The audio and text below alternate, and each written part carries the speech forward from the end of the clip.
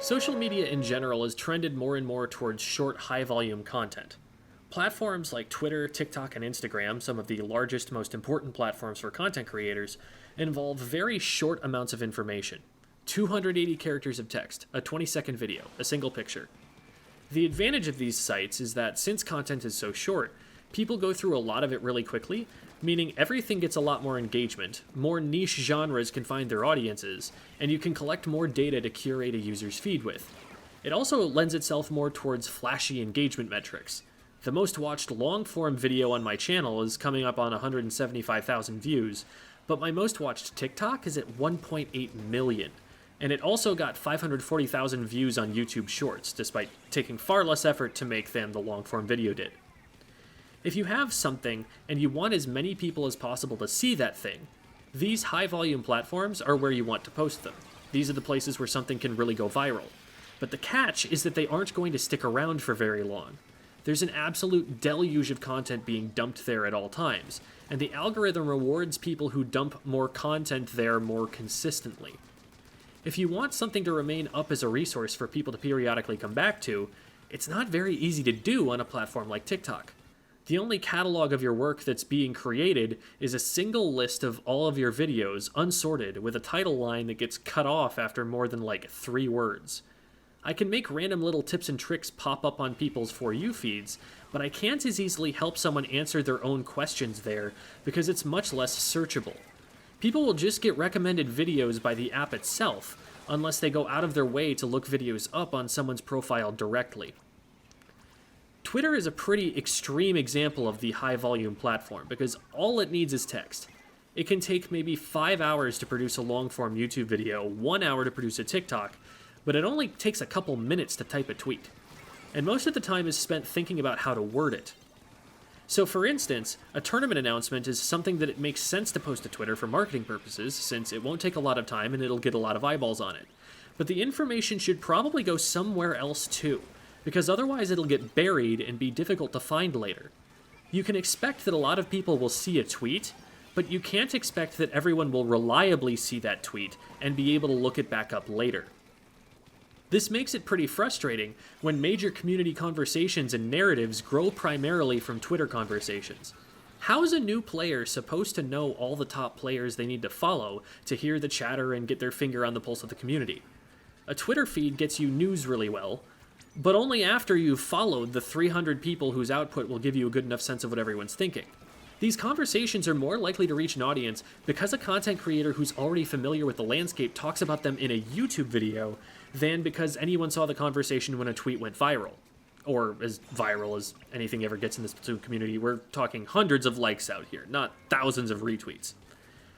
Content creators become de facto journalists, curating the conversation for their audiences instead of just making everyone go and look for the primary sources.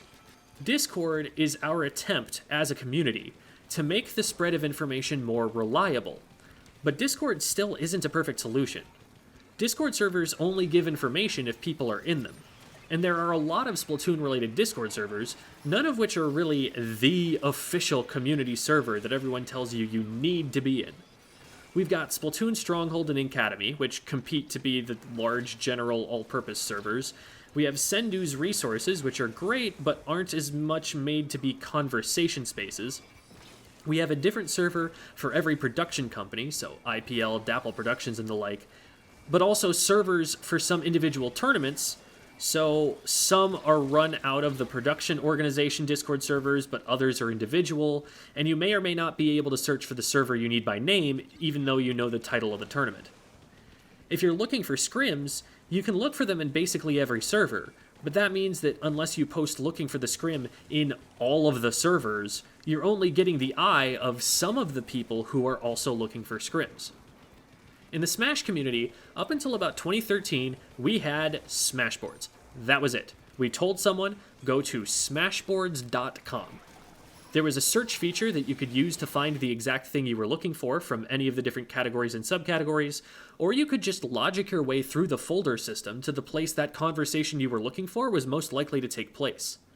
The Splatoon community also has Squid boards, but because we have so many other things, Squid boards is really inactive. There have been 9 threads created in Splatoon 3 competitive discussion on Squid boards. Ever. Old Smash boards was hardly ideal. Navigating threads was slow and the search feature didn't always work the way you wanted it to. There were a lot of threads made by newer players who all asked the same questions, so there would usually be a, before you start a thread, read this, FAQ thread trying to head all of those off at the pass. But the beauty of this site was that if a top player was going to share an idea about the game for others to learn from, it was going to be on there somewhere. If a community was trying to form and find a place where they could meet up together, that conversation was going to be on there somewhere.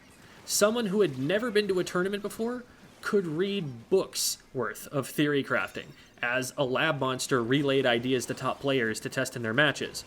All of it was hosted in that one spot. If someone wanted to get into the scene, they just had to know smashboards.com. They didn't have to be given an invite link with a bunch of random characters at the end that no one's going to remember that gets them into Inkopolis Crosswalk, where they then have to, with no prior knowledge, determine which Discord servers would be best for them to join them, learn each one individually, and locate the place in that server where they can find what they're looking for.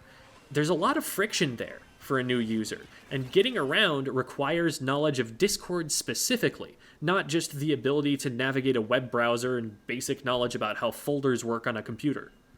I could probably teach my grandparents how to navigate to and search for something on Smashboards. I don't think I could teach them how to get into a Discord server and get to the point where they could ping for a scrim. On Discord, different servers have different expectations.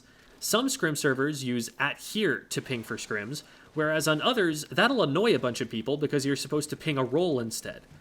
Different servers also have different information. Conversations that happen in the +1 server aren't leaving the +1 server. They aren't searchable by anyone outside that server. That particular server happens to be exclusive, so the vast majority of people won't ever be able to join the server to know the conversation even happened.